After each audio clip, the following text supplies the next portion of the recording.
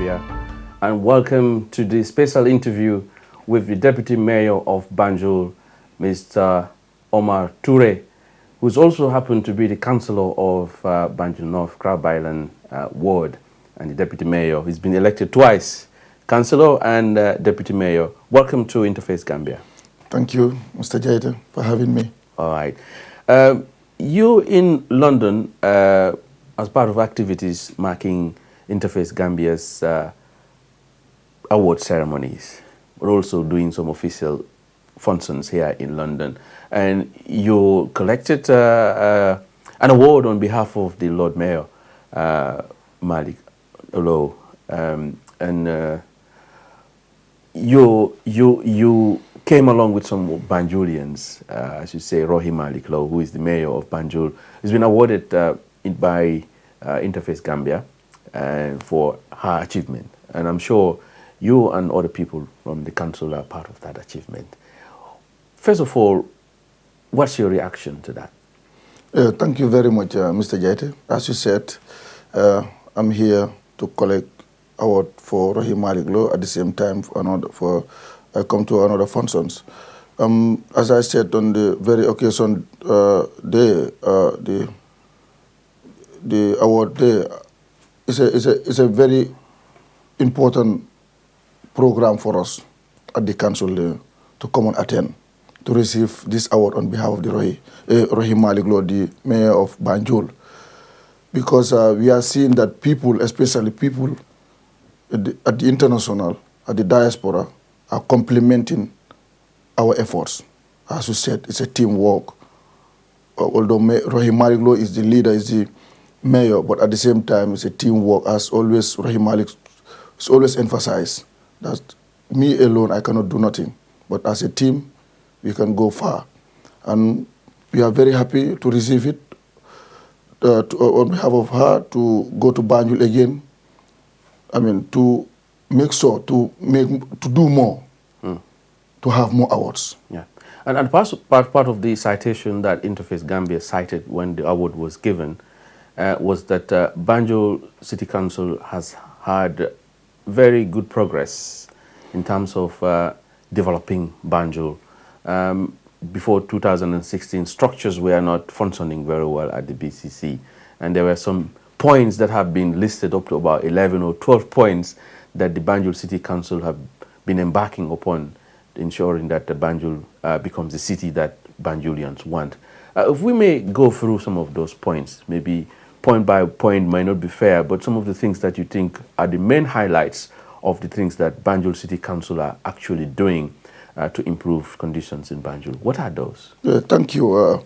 When we came to office, the first thing we did is we have a task force to look at the office properly, to know everything what was going on. From that task force, they give us a good report, and we started from there, start working. And I mean, as you said, there was a lot of problems here and there in that report concerning BCC, because there were a lot of problems, a lot of things which are not in place. So that task force, I mean, thank you to that task force. Mr. Jallo was the chairman, and they give us a good report, and that's what we started from there and going forward. Yeah. And some of the problems highlighted, because I had the opportunity to see some of the things that have been highlighted by the task force, one of which is Banjul City Council had a lot of debt. Absolutely. How are you getting on with clearing that? Yeah, we have a lot of problems on that, and we are not even having electricity, basic things which any council should have, electricity and water. We were using generator, and when Rohi Malik Lo came with his team, we rectify all those things. So you had no electricity because now we cut you off? Yep. Yes. For not paying? Yes. Okay. And we were using generators. I mean, when we want water, we'll go to another the neighboring street and take water from there. That's serious. So it was very serious. So we pay all those bills, and now we are good to go. How were you able to pay those bills? Did you increase people's rates, or did you tax people more to pay for those? Because if the debts have been there, obviously there must be something that you must have been cutting to be able to get the funds to pay for those, or was it something else? Yeah, it was an agreement too with NAWEC. You know, we have a PPP agreement with NAWEC. PPP means payment plan? Payment plan, I mean. Okay. We have a payment plan with NAWEC, a very good one for that matter. I mean, and we pay some, and they started bringing this electricity for us and the water, and we are 1 year now, we already paid all those debts. So, meaning, did you increase rates? Yeah, or did you tax people more? Or was there some money tree somewhere that you were shaking that money was falling off? Absolutely, because of, as I said, the tax force advised us, because we are having some money which are pending there, and we take those monies and fill the most important things. Because electricity is a necessity. Okay. You know, it's very common. We should have it at the council, and water as well. So we pay all those bills, and we carry on. Yeah. So what other services or what other payments did you cut to be able to save to pay for those? No, we go out to take our monies, because by then the collectors were not active. Okay, so people owe you money. Yeah, absolutely. They were not paying. Yeah. And there was no enforcement to go collect those. Absolutely. But when you came in, you decided to go after those money. Yes. That's where you were able to get a lot of money to try and pay. Yeah. Okay, the recovery rate happens to be higher. It was a very good one, yeah. Okay. It was very high, because by then they will go there and they will just give them some of that money. For example, when you bill somebody 20,000, he give you 5,000 and say, take this 5,000 and pay 5,000, and the other 10,000 is left there. So a lot of bribery. Bribery as well. So that's why, I mean, we have all those achievements. Okay. Our revenue, we bring the revenue high. Yeah. Yep. So because on the report it says that you have been able to increase your revenue to about 42% or more than that. That's right. That's right. Yeah. Because of the follow-up on the debts that people had, and were people willing to pay voluntarily, or were you using a bit of force for them? No, we don't use any force. You go to them and explain to them. They even want us to do the same thing, because of that was the norm, and we said no. We have a lot of challenges over there. Give us the money. You can have payment plans, but just give us the money. So that's why we have all these monies back. Okay. Yep. So now, once you were able to get that going, and you did some other restructuring project things that at BCC, what are some of the structures that you have been able to shake a little or mold? Yeah, for example, we were not having even a records office. Can you imagine? Nobody was having his file there. We don't have proper filing. We have all those things. We have somebody from UK here, Mamlai Jaiteh. I mean, thanks to Mamlai Jaiteh, he was helping us. From that report, from that task force, is the main man who is restructuring the council right now. You know, we can't even pay him, but he do it as a Gambian, as you said, because a lot of Gambians are there now helping us, you know, for free. So Mamlai Jaiteh is part of those people. So you mean the records were virtually non-existent at the BCC? Yeah. How were they functioning then? No, you will ask people's files. They said the file is with, I mean, Mr. X and Mr. Y. It's not central place. No, it was not central. Where they're keeping records or even properly doing it. Yep.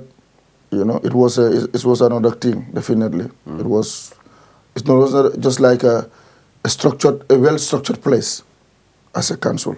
Okay. Yeah. And aside the restructuring and the chasing of the money and other things that the task force has identified, do you have any other plans that the council now is working on? Because those were recommendations that you were implementing, but also you came into office with a plan for Banjulians. Of course, that's what we are doing right now, to create employment, to make sure the city is clean, because that's our responsibility, to build new structures. Right now, we build about four toilets at the market, Albert Market. The one is new from the Chinese people, donated by the Chinese through the mayor, and we renovated another 3. Yeah. You know? Because I was going to come to that. I'm glad you mentioned that. Sanitation is a problem in Banjul. The water waste from household waste from Banjul, especially untreated water from houses, from compounds, goes straight onto the River Gambia estuary, and it creates a lot of stink in those surrounding areas. What are you doing about that? Yeah, we are rectifying that. Even now, when you see we are having new roads, we are trying to divert all those waters to the right channel. That's where the Nawe came. You know, because we have a structure already in Banjul, but the structure fails because it was since 1988. That was that Sobea project. You know, but now we are having a solution on that, the intervention of the central government. Okay. Yes, we must give them that credit. Because when we were campaigning, the Lord Mayor said, when you vote me in, I will knock the central government's doors to open the doors to make sure Gambia, Banjul, for that matter, I mean, it's in a good shape. That's the roads, the drainage system, I mean, and all those waters you are talking about. Okay. So we are on that project now, and the project will goes up to 3 years. Yeah, the central government gave you that project, that road rehabilitation project in Banjul. I think at some point, Banjul City Council's mayor, Rohi Malik Low, was not too happy about the lack of transparency in terms of what the project is the outline of the project is. Are you any clearer now what it is all about? Now, they engage us. Before I came to UK here, we having a meeting. I was representing the mayor. We have a sort of a committee which will overhaul all the projects and try to make sure to bring all these things to our doorsteps to know. As the mayor said, we want to know everything going on that project. But still now, we don't have the document from the central government. Well, you should be happy. All that you want is to develop Banjul. If you get somebody who's bringing development, why do you want to know? Well, of course, yes, Mr. Jaiteh, because at the end of the day, they will leave us with that project. We are the people who will be maintaining that, not the central government anymore. We want to know how many streets. We want to know each street you are walking, the millimeters or whatever, what you are using there. I'm not a technical guy, though, but we must know those things because our technical people will start it from there to maintain that, to maintenance it. So the maintenance part of it would be for the BCC. Absolutely. Government just Absolutely. come All and roads give in you Banjul, a project and say, take it. Also, all roads in Banjul, except the Independence Drive and the up to Hagan, that one is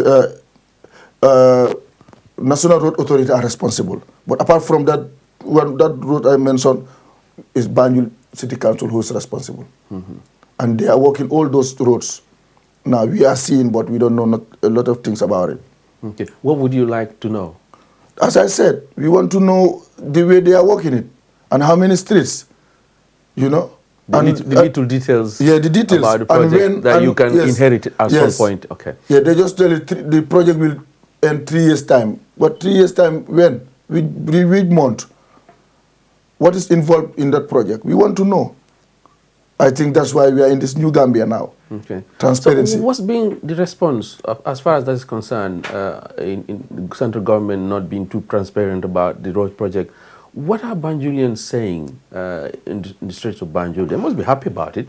Yeah, they are happy, but a lot of people are asking, especially the activists and the councillors for that matter. Even me as a councillor, I want to know what they are doing in my ward.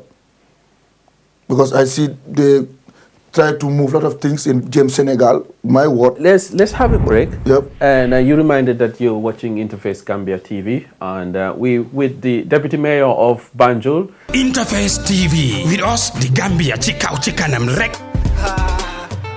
Yo, this one for a blessed Gambia.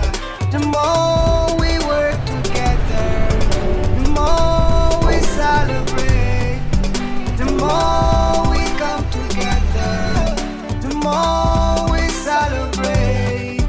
Come on, let's get together. There's a place I love to be. The Gambia, the Gambia.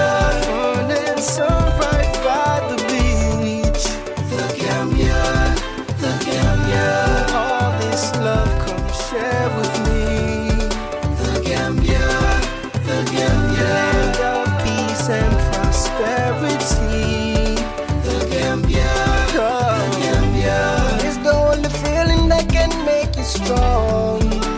where you and I belong. Dance to the rhythm of the beautiful song. Come on.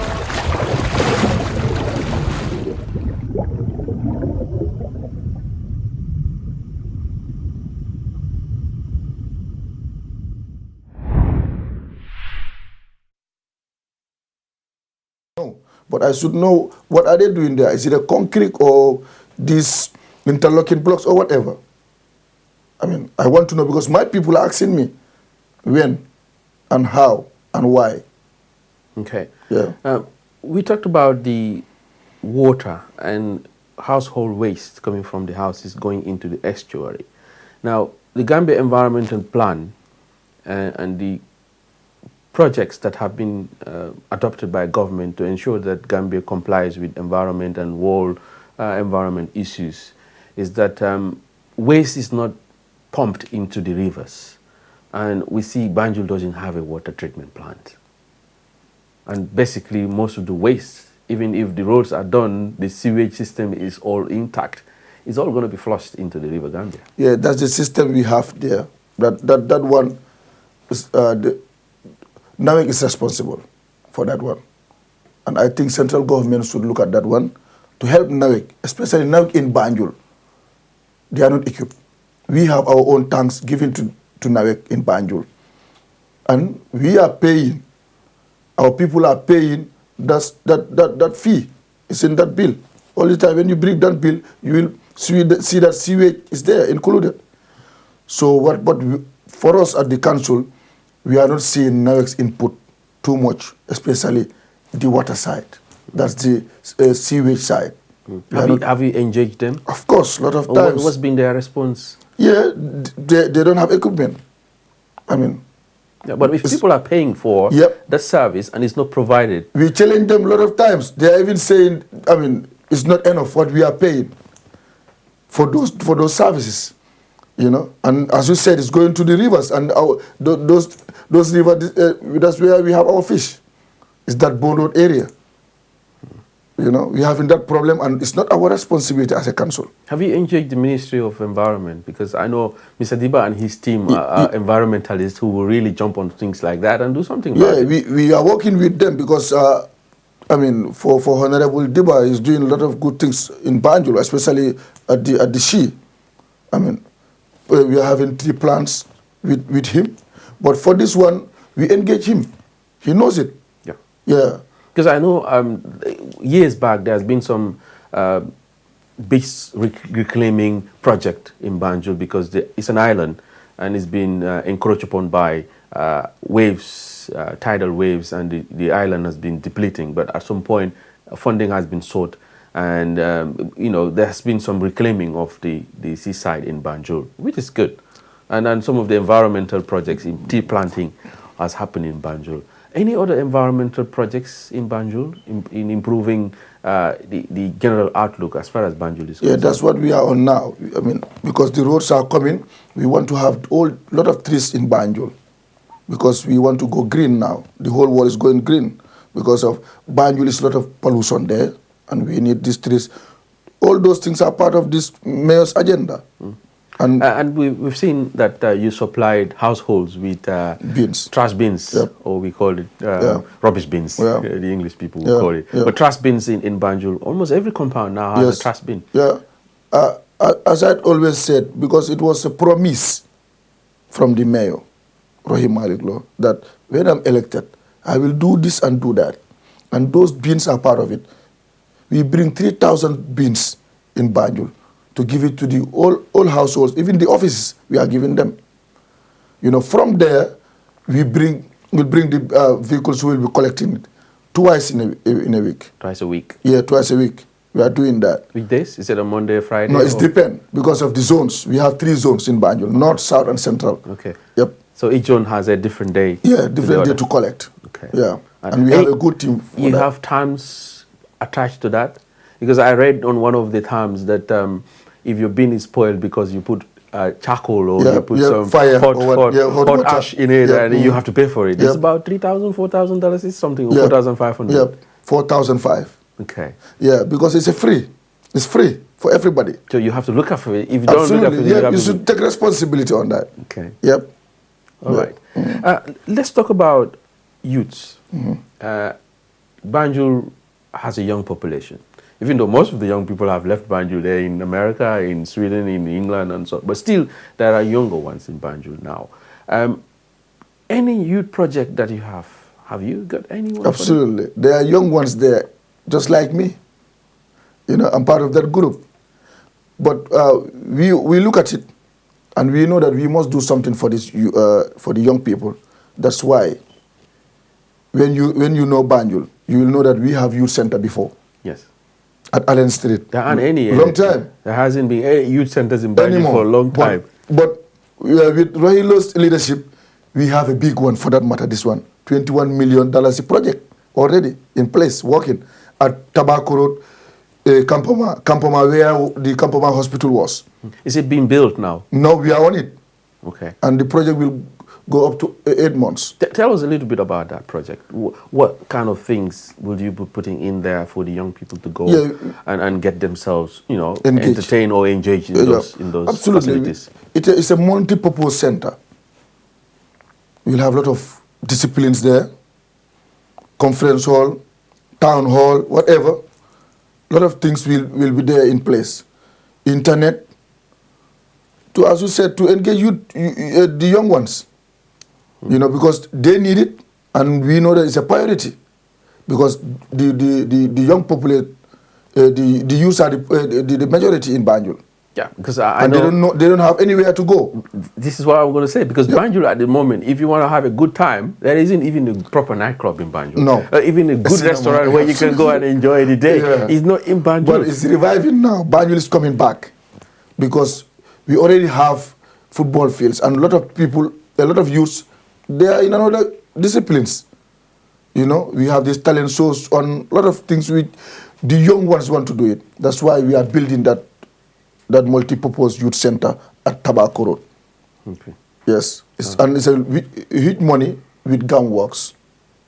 We already paid everything. We make that signed in before I came here. Now, how long will that take to complete? 8 months. Okay.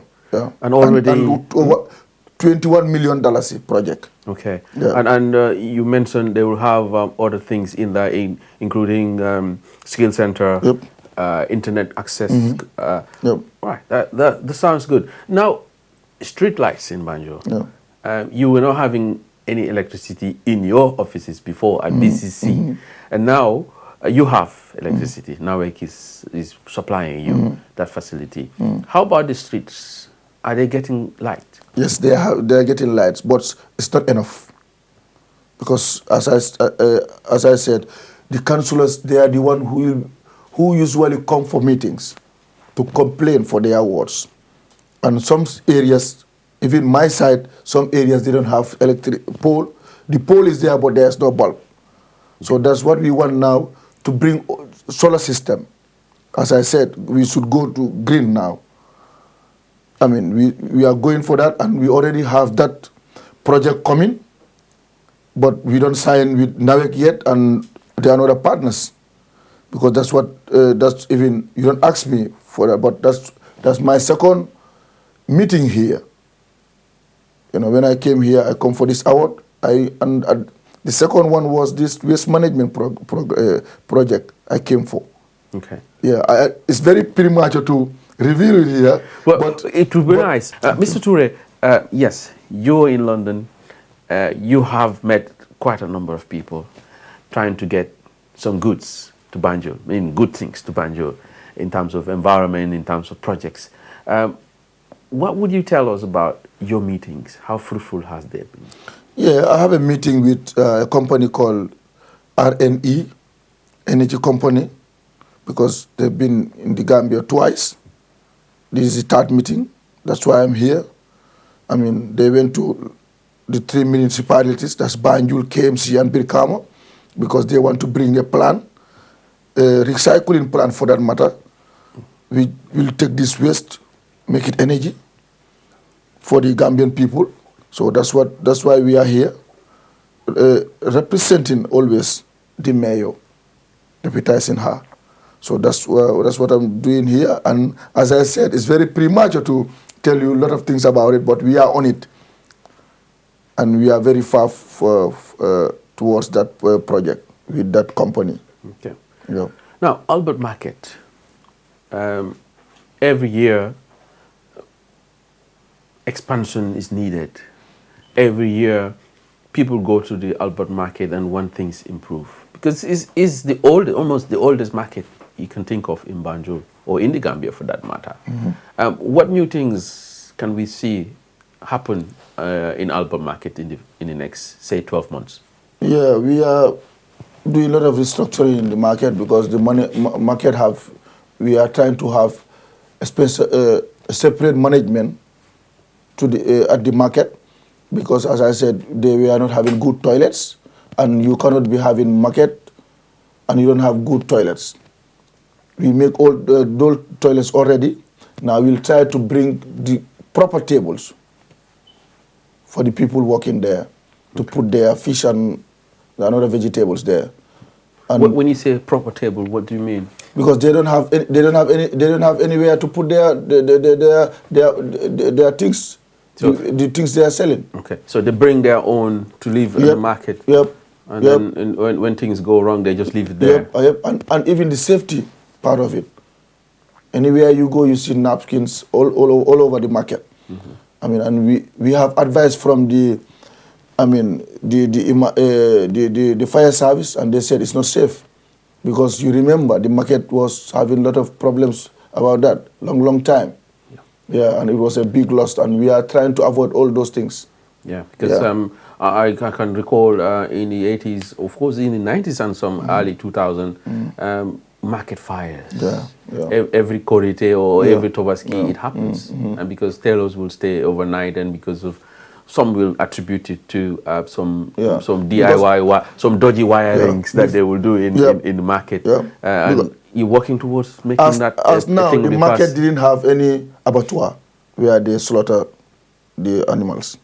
And we are putting that thing in place right now. We are on that construction. You have a temporary one built though now, have you? Yes. We don't even have it before, because all those abattoir was part of the State House after. Okay. Yeah, but we reclaim all those lands now. The central government give it to us back, because the 3/4 of the market went to the State House. You know, but now they give it to BCC back. So we are trying to revive all those things again. Okay. Yeah. Right. You mentioned earlier the participation of people from the diaspora in reshaping Banjul has been very pivotal, and you've mentioned that the planners, most of them, have lived in cities around the world and have come back to Banjul. What would you say to people right now who are watching, and they're in America, in the UK, in other places around Europe? What would you like to say to them, especially Banjulians? Yeah, I will first of all say thank you, because we really appreciate what they are doing back home there, because this is my first time to come to UK, but I really appreciate those people are here, those people who are living here, working here, because in our country over there, fine, we are there working, but the main players are these people who are the diaspora. They are coaching us, they are sending monies to their people, not to the council. I want to add on that, let them come. And we have a lot of new guys coming. Let's have a break. Yep. And you reminded that you're watching InterFace Gambia TV, and we with the Deputy Mayor of Banjul, who has been in London.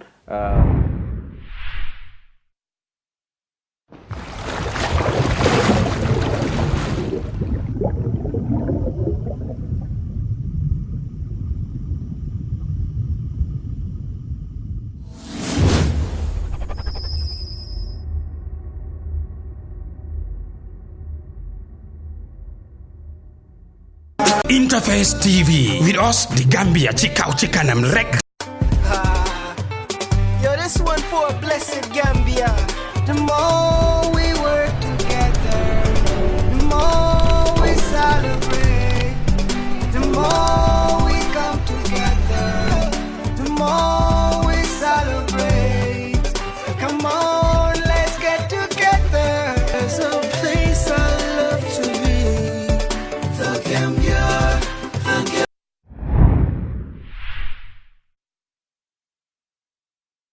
new guys coming on board now. I will take this opportunity. The central government should give them opportunities because they are qualified on what they are doing and their brains. As I said, Mamla is there. It's from UK here. And we are having another. I will take this opportunity again. We are having a new deputy CEO, and it's from UK here. Okay. Is it free? Are you going to pay him or her? We will try to pay her. But, I mean, he will just take it for, sake of Gambia, working for Gambia, because I know the wages here is quite different with the one we have in Gambia here. Yes. But it's to rebuild your country. And there are a lot of potential now in the Gambia. But we are appealing once again to let them come. We are there to give them all the opportunities to work for their own cities or their country. Definitely. We cannot pay the people who are living in diaspora, Americas, Europe. We need their help. Let them come and help us. Their knowledge or their financial anything, as they said, cash or kind. Okay. Are you doing anything in terms of developing capacity of people? You mentioned young people in Banjul.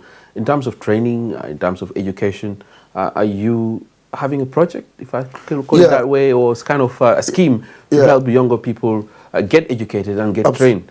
Absolutely, Mr. Jaiteh. 2 weeks ago, 1 week ago, we have money from the European Union. It's up to $195 million.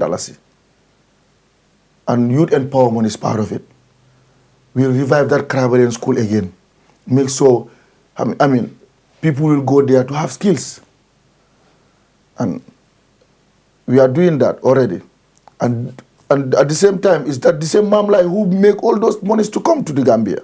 Okay. And you're providing scholarships for people yes, to learn a way, because sometimes there are some skills you might not be able to get in Gambia or in Banjul, but you want to get it somewhere else in cities around the world. Would you be able to institute scholarship for Banjulians? Of course. To go abroad, learn those skills, come back and transfer it in Banjul? Of course. That's what we are doing with that monies, because at the end of the day, the European Union want to know where their monies goes. And already we have 21 students which the council is sponsoring. By then we don't have none, only one person the council is sponsoring. But now we have 21. And the majority they are girls. Most of them in Gambia or abroad? No, in Banjul. Okay. At GTTI, MDI, at the University of the Gambia. Okay. Now, public health.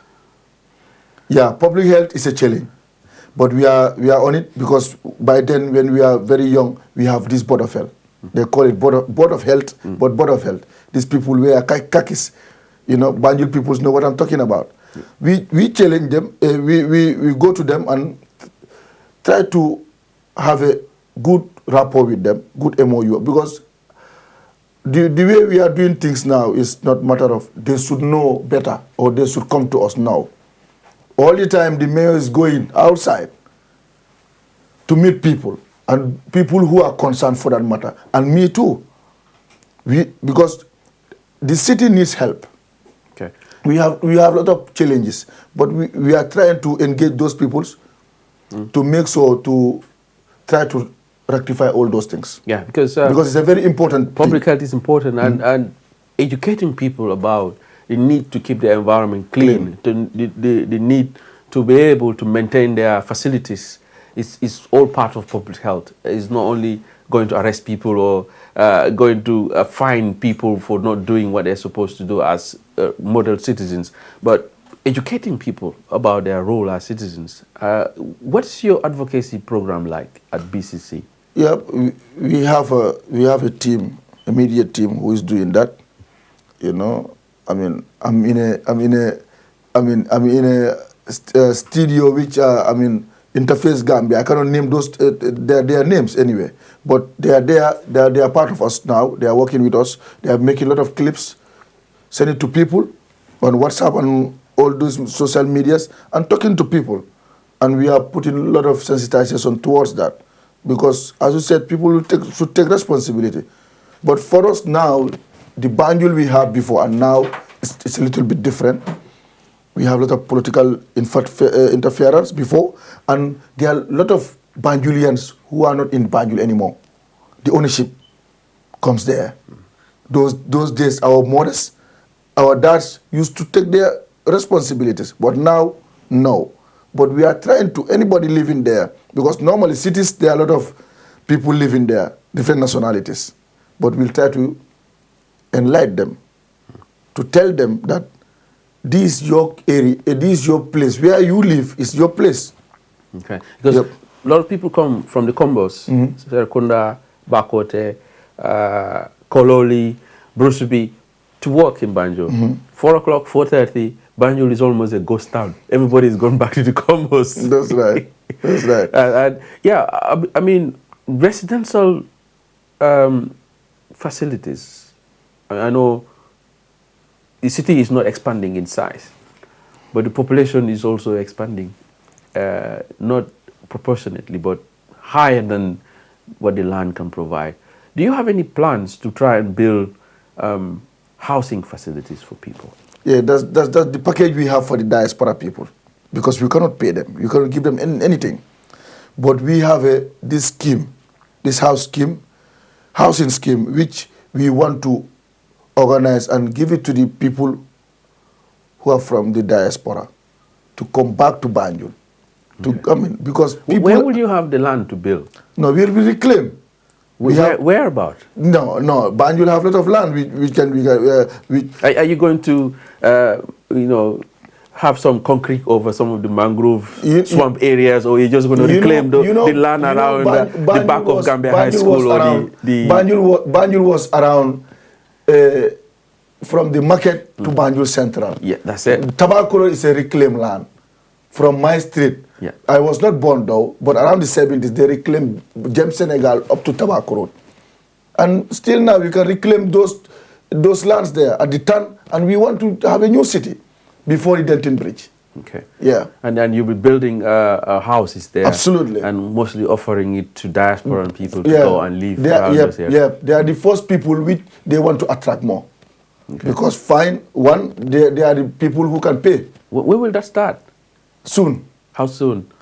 This year. By Inshallah. December, start the project. Yes. And by, say, give it 18 months, or all the houses will be. Is it going to be affordable? Absolutely. How affordable? No, I cannot tell you that, but I know it will be affordable. That's why I said we will give it to the people who are in the diaspora. Because when you are in the Gambia, you cannot afford. That's kind of ready-made bill. So would that be open to everybody in Gambia, or just Banjulians? No.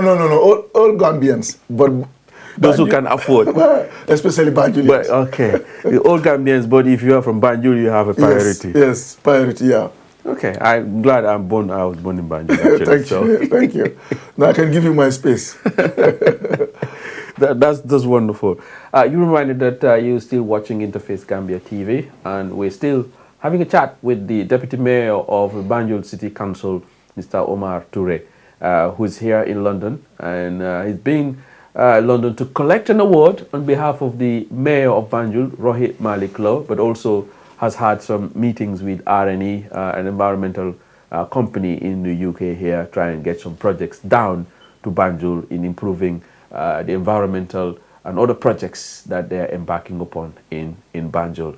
Mr. Touray, it's been a long time that we've been having a chat, but it looks like we can go on and on. Yeah. But I can't leave you without also talking about business licensing, because that is important. A lot of businesses in Banjul give BCC the money, because the compound rates alone would not be able to make the Banjul City Council move. What incentives or tax incentives have you been giving business people, especially the rates? Are they affordable for them? Yeah, it's because the rates we have it's a very good rate, because the compound rate you are talking about is $500 annually. Every year, $500. $500 annually. That's less than £10. Yep, 3,000 household. That one you cannot even buy anything from that. It's a very small, and still now we maintain that one. But the businesses, we increase here and there. We increase some businesses, we reduce some businesses. Because the petty business, these small businesses, we reduce them. But these big businesses, especially at Picton area, we increase it. And they are paying. And our revenue now is coming. It's better than the one we having before. Okay. Yeah. And finally, politically, how is Banjul now? Because during the mayoral election, there was a lot of fracas between camps. Is from this party, is from that, a lot of personal attacks here and there. How is it like now at BCC? Because I've seen a lot of people from different political parties working in Banjul City Council. Are you still exchanging blows? No. As you know, when you won already, you will come with your team and remove all those people. But for us, we said no. We went round to people, to the staffs. A lot of staffs admitted. And they said, yende ñun dañ fogg ne so len ñëwé ñun dañoo dem dañoo rombante ci bunta bi. Means we thought that when you won, when you are here, we'll meet at the door. You will be in and we'll go. But we said no. We are all Banjulians, we are all Gambians. Let's try and work for the better of this city. We are the political leaders, fine, but the mayor said, let us work. Especially the women. Believe yourself. I'm a woman. I'm the first mayor. A mayoress as a woman in Banjul. Let's work towards this. And everybody relax now. We have a lot of political parties. We made them and a lot of platforms, a lot of problems, as you said. But we take all those things and put it aside. Because we are telling the world that we are Democrat. And that's what Gambian fight for. And our party, we unite. That's why we are there. Your party being? United Democratic Party. We are UDP. The mayor is UDP and the majority of councillors are, we have 5 seats there out of 9. But we don't take all those powers to harassing people or bullying people. We take it as, we won, but we will work with everybody. That's the quality leadership we have now in the Gambia and Banjul. That's Rahim Malik Slow and his team. Okay. So Banjul is for everybody, regardless of political party you belong. Right. And would you say that all the political differences are now buried? Yeah, for us, we buried it. I don't know the other people how they do their political difference. Have they been showing a political difference to you in their engagement with you? Yeah, right. I'll be honest to you. We have one guy who was standing for mayoral. I will take this opportunity to tell him thank you. That's Mr. Ja, as an independent candidate. And when all these things finish, he come back to the council to give him his service. And he's advising the mayor. And we have a lot of projects with him. We are still trying to appeal on the Banjulians, and especially those who were contesting with the mayor. Let them come on board and work with her. It's an open lady, and he have an open policy. But still, a lot of people are just sitting behind and whether do. Okay. And we should come together and we make a better Banjul. As far as you are concerned, Buba is going well. Wow. Our team is working. Okay. And you see a lot of achievement we have. All right. Yep. That's why we are here today. InterFace Gambia is giving us award. Yeah. And I understand and we are very proud to say that. You have some kind of collaboration that you want to do with InterFace Gambia. At some point, you have some activity that you invited the whole of InterFace to Banjul to be part of some celebration or commemoration in Banjul. Yeah, right. Because of, we see that they are partners in development. They are not part of any political party, but they are Gambians. And they are advocating for Gambian for that matter. So we said, come on, we can work with them. And when we started working with them, we have seen a lot of progress. And we'll continue working with them. And all media houses too.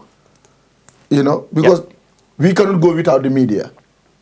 Yeah. You see our campaign though. Yeah. We have a lot of problems here and there. But even those insults and whatever makes us stronger. Today, that's why we are here today.